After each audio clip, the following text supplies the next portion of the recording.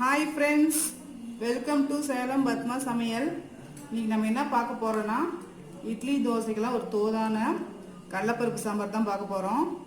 இது பார்த்திங்கன்னா குயிக்காக பண்ணிடலாம். இட்லி தோசைக்கெல்லாம் சூப்பர் டேஸ்ட்டாக இருக்குங்க. வாங்க போய் பார்க்கலாம். அதுக்கு முன்னாடி நம்ம சேனல் இப்போ தான் புதுசாக பார்க்குறீங்கன்னா மறக்காமல் சப்ஸ்கிரைப் பண்ணிக்கோங்க. பக்கத்தில் பெல் பட்டனையும் அழுத்திக்கோங்க. இப்போ பாருங்கள், அந்த கடலைப்பருப்பு சாம்பாருக்கு வந்து ஃபஸ்ட்டு இந்த ஒரு கப் அளவுக்கு கடலைப்பருப்பு நான் கழுவி வச்சுருக்கேன்.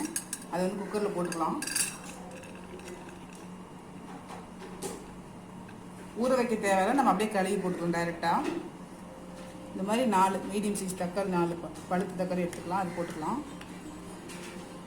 இது பார்த்திங்கன்னா 1/2 டீஸ்பூன் சோம்பு, 1/4 டீஸ்பூன் கம்மியாக மஞ்சள் பொடி போட்டுக்கலாம். காஞ்ச மிளகாய் பார்த்தீங்கன்னா ஒரு 6 காஞ்ச மிளகாய், ஒரு 5-6 பல் பூண்டு. இப்போ இதுக்கு தேவையான அளவுக்கு தண்ணி ஊற்றிக்கலாம். இது ஒரு 3 விசில் வச்சு எடுத்துக்கலாம். இப்போ பாருங்கள், நான் பருப்பு வேக வச்சுட்டு வந்துட்டேன். தண்ணி வடித்து தனியாக வச்சுருக்கேன். இதை வந்து மிக்சியில் போட்டு அரைச்சிக்கலாம்.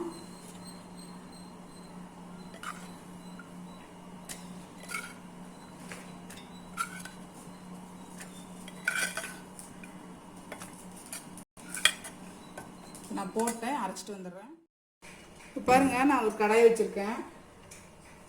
அதாவது 3 டீஸ்பூன் அளவுக்கு ஆயில் ஊற்றிக்கிறேன்.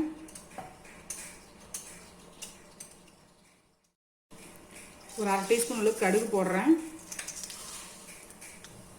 உளுத்தம்பருப்பு 1/2 டீஸ்பூன்,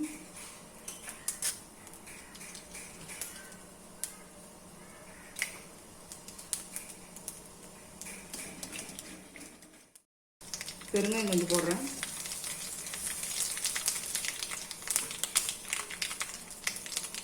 ரெண்டு பெரிய வெங்காயம் கட் பண்ணி வச்சுருக்கேன், அது போடுறேன்.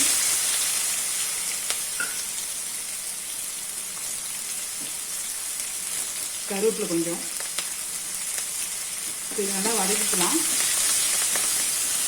வெங்காயம் நல்லா வதங்கணும். உப்பு தேவையான அளவுக்கு போட்டுக்கலாம். நான் கல் உப்பு போடுறேன்.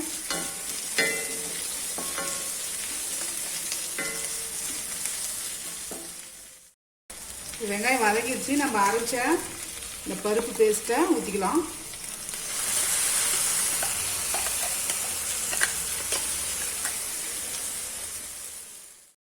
இந்த கடலைப்பருப்பு வேக வச்சு தண்ணி ஊற்றிக்கலாம்.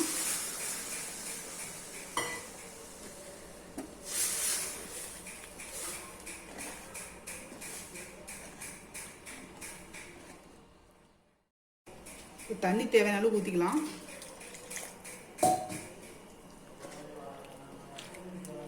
கொதிக்கணும். இது பாருங்க, நம்ம சாம்பார் கொதிக்க ஆரம்பிச்சிருச்சு. இந்த அளவுக்கு இருக்கணும். ரொம்ப திக்கா இருந்தாலும் நல்லா இருக்காது இட்லிக்கு. இப்போ மல்லி இலை போட்டு இறக்கிடலாம். குயிக்கான ஒரு சாம்பார் ரெடிங்க. இப்போ பாருங்க, நம்ம செஞ்ச கடலைப்பருப்பு சாம்பார் ரெடி ஆயிடுச்சுங்க. இது பார்த்திங்கன்னா இட்லி தோசைக்கெலாம் சூப்பர் டேஸ்ட்டாக இருக்குங்க. கொஞ்சம் டிஃப்ரெண்ட்டாக செஞ்சு பார்க்கலாம். ஏன்னா டெய்லி என்ன சாம்பார் செய்கிறது, என்ன சட்னி செய்கிறதுன்னு முடிச்சுட்டு இருக்கிறதுக்கு இந்த மாதிரி மாற்றி செஞ்சுக்கலாம். இந்த வீடியோ உங்களுக்கு பிடிச்சிருந்தாக்கா லைக் பண்ணுங்கள், ஷேர் பண்ணுங்கள், கமெண்ட் பண்ணுங்கள்.